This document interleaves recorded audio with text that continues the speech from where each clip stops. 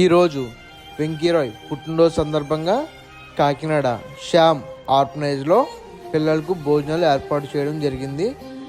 వెంకీరాయ్ ఇలాంటి పుట్టినరోజులు మరెన్నో జరుపుకోవాలని కోరుకుంటూ టీం శ్రీ స్వేచ్ఛ ఫౌండేషన్.